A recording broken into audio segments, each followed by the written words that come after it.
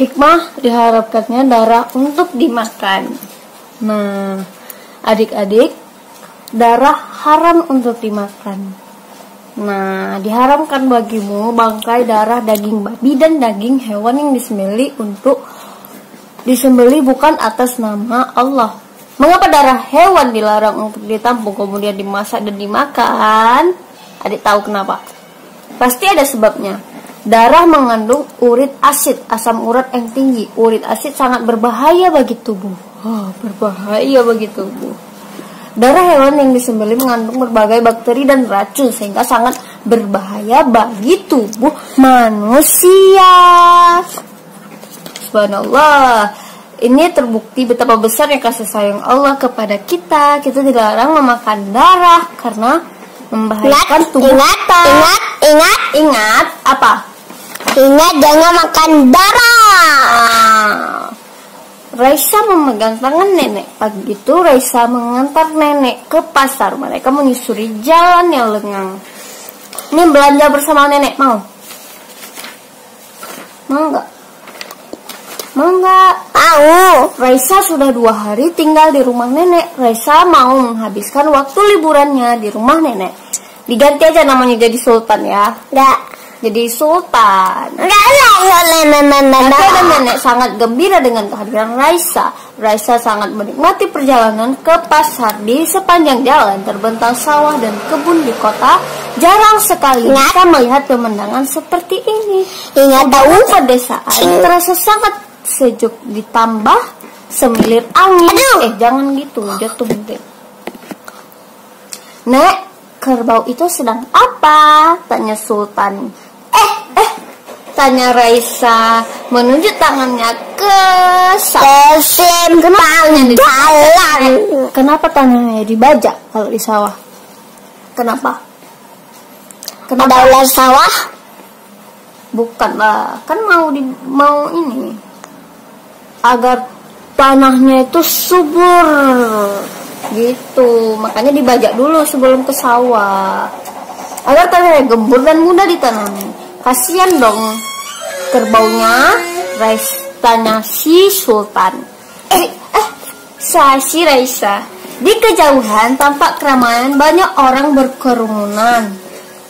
berkerumunan dan lalu lalang berjalan. Itulah pasar desa yang dituju nenek dan Raisa. Pasar desa terletak di sebelah lapangan. Di pasar ini tidak ada satu bangunan pun yang berdiri. Para pedagang menggelar dagangannya di tanah beralaskan kardus, tikar maupun plastik. Di pasar desa itu dijual aneka macam sayur dan buah. Suka buah apa? Buah rambutan. Rambutan. Ikan dan daging ayam pun ada. Ikan dan daging ayam. Suka ikan atau daging ayam? Daging ayam. Daging ayam. Nenek mendekati pedagang ayam. Nenek membeli 1 kilogram. Di meja penjual ikan ada wadah. Nek, ini apa? Tanya Sultan. Sambil menunjukkan wadah di atas meja. Raisa penasaran. Matanya terus mengambil wadah yang berisi Didi. Nenek mengambil ayam dari pedagang. Kemudian nenek memberikan sejumlah uang pada pedagang. Nenek memasukkan ayam ke dalam keranjang belanjaan. Didi itu darah hewan yang disembelih. Didi itu apa? Dadah hewan. Darah hewan yang disembelih. Kemudian ditampung dan dimasak, terang nenek sambil menuntun dengan rasa. Darah, cici, kata Sultan. Iya. Iya, kita diharapkan memakan Didi atau darah itu, ujar neneknya. Sultan bangun. Selanjutnya Sultan dan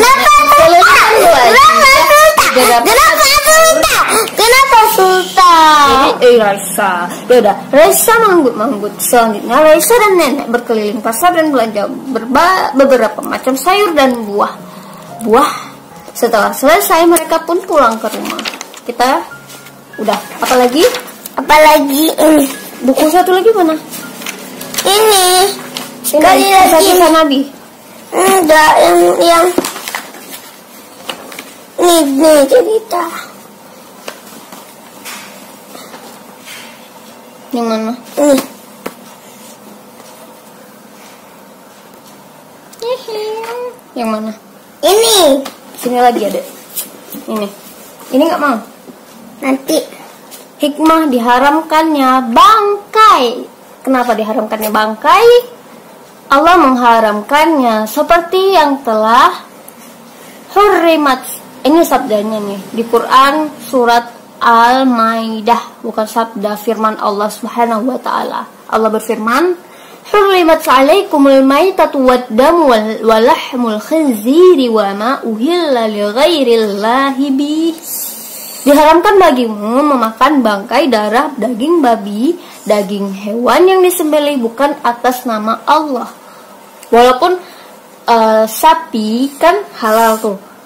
Kalau nggak disembelih jadinya nggak bisa kita makan, haram. Haram, jadinya jadi haram. Jadinya kita sembelih dulu menyebut nama Allah. Ingat. Mengapa kita tidak boleh memakan bangkai? Pasti ada alasannya. Yuk kita pelajari. Bangkai adalah hewan yang mati tanpa disembelih secara syariat dengan cara mati sendiri tanpa campur tangan manusia. Mati sendiri. Nih, soundshipnya mati sendiri. Atau dengan cara campur tangan manusia tapi tidak dengan sesuai syariat. Misalnya dengan dipukul, bam, mati deh. Kan? Nggak disembelih, diminumkan air sampai mati atau dengan direbus. Nah, nggak disembelih dulu, dibunuh dia. Ada beberapa bangkai hewan yang boleh dimakan, yaitu bangkai, ikan, dan belalang. Belalang boleh makan? Boleh. Kenapa? Boleh, karena belalang itu yang bisa dimakan daging.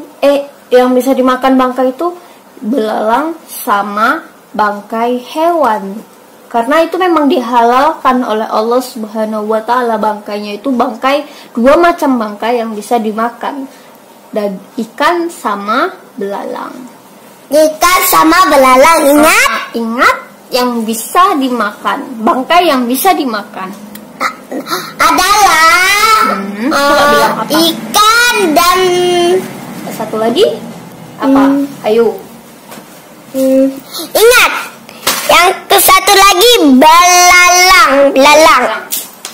Oke, ingat. Duduk guys. Mana tadi? Nih. Nah, hikmah diharamkannya bangkai. Hikmahnya sangat mudah. Terserang bakteri berbahaya, apalagi jika sudah lama, maka akan sangat berbahaya bagi tubuh manusia jika kita memakannya.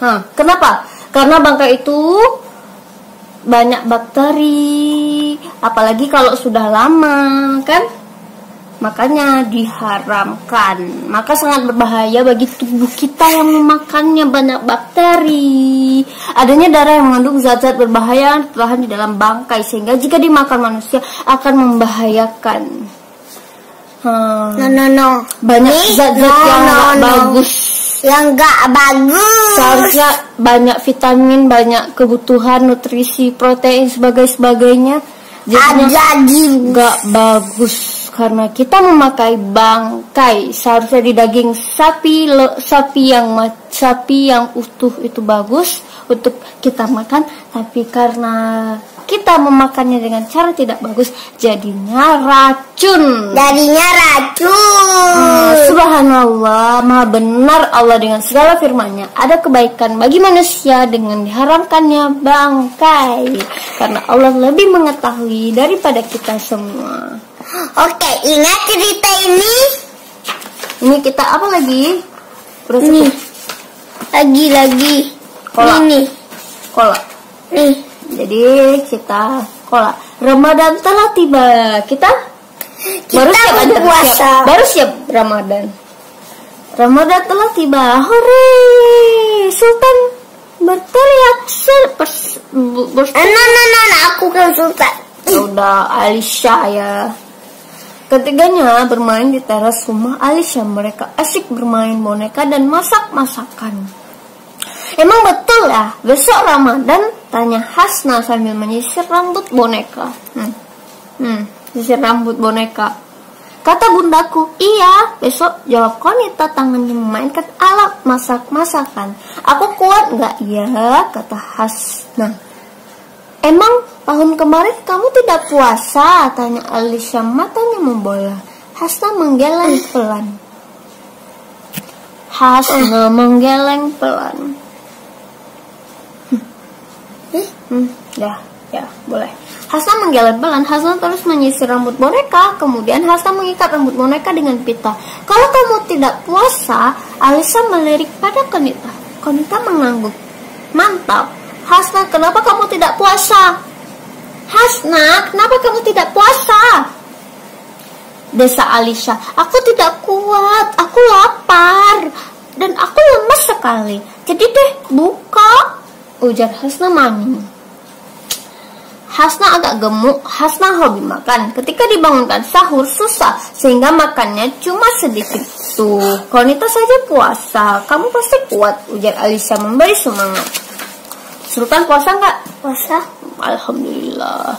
Iya, Hasna pasti kuat. Enak loh puasa, pahalanya banyak. Apa? Puasa banyak? Pahala banyak sekali, 100 juta rupiah. Timpal Qonita. Iya deh, aku coba, ujar Hasna pelan. Nanti pas sahur aku telepon kamu ya, biar bangun, ujar Alisha. Hasna tersenyum malu mendengar omongan Alisha. Esok harinya, Hasna melaksanakan ibadah puasa. Hasna berusaha bangun awal, sehingga tidak sulit ketika mau dibangunkan untuk sahur. Siang hari, Hasna merasa sangat lapar. Hampir saja Hasna berbuka. Alisha dan Qonita terus memberi semangat. Menjelang maghrib, Alisha mengantarkan kolak untuk Hasna. Wah, Hasna senang sekali diberikan kolak. Hasna sangat suka makan kolak, apalagi kolak buatan ibunya Alisha sangat enak. Buatan siapa? Buatan Umi Sultan paling enak kan? Ketika azan maghrib berkumandang, Hasna langsung memakan kolak pemberian Alisha. Hasna merasakan kebahagiaan yang luar biasa. Ketika berbuka puasa, kebahagiaan yang tidak pernah dirasakan sebelumnya. Ternyata benar kata Alisha dan Qonita, puasa itu menyenangkan. Puasa apa? Puasa menyenangkan. Apalagi? Puasa menyenangkan. Menyenangkan. Apa? Malaikat ya? Malaikat ya? Itu kita lihat videonya. Bukan malaikat nih. Coba kita lihat video. Udah cukup. Nabi dulu. Nabi dulu. Dan Nabi Adam. Udah.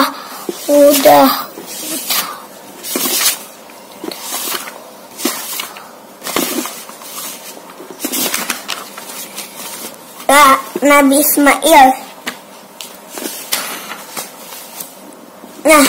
Nabi apa nih? Mana? Nih Nabi apa? Nabi Ishak.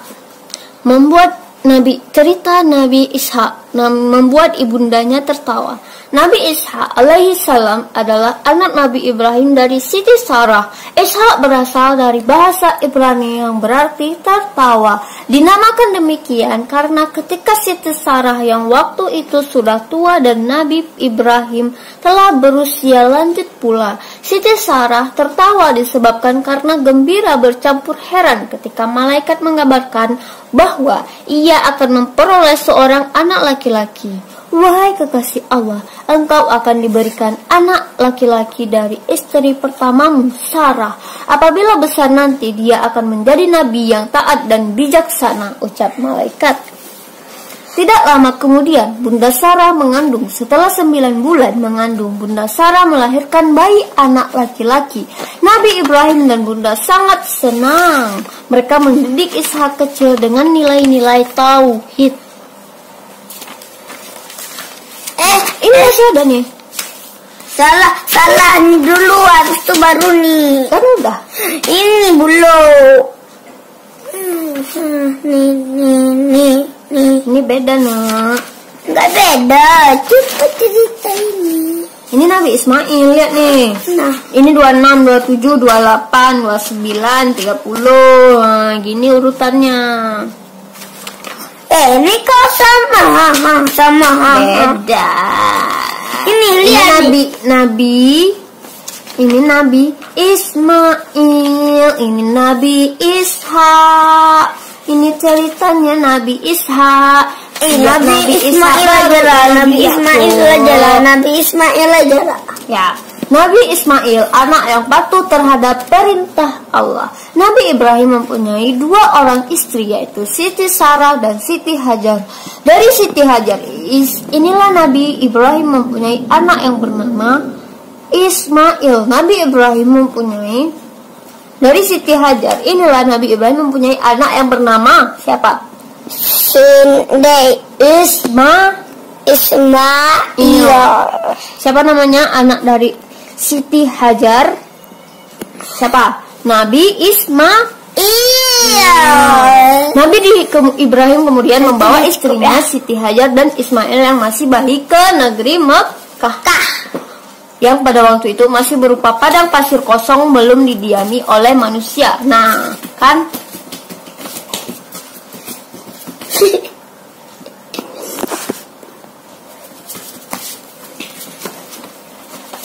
Gitulah, Dek.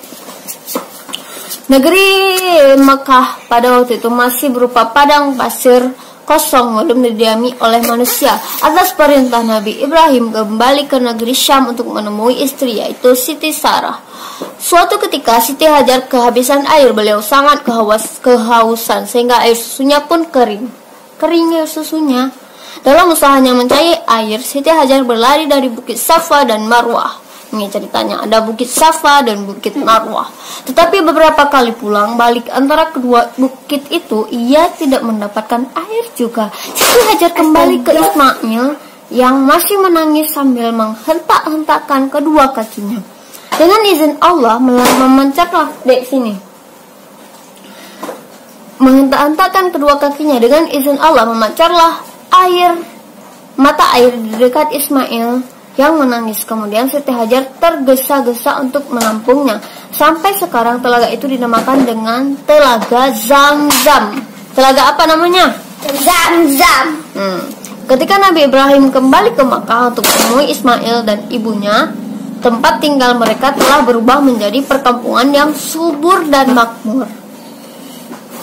Siti Hajar dan Ismail hidup dalam kecukupan, tidak kekurangan, dan Nabi Ibrahim sangat bersyukur kepada Allah karena doanya telah dikabulkan.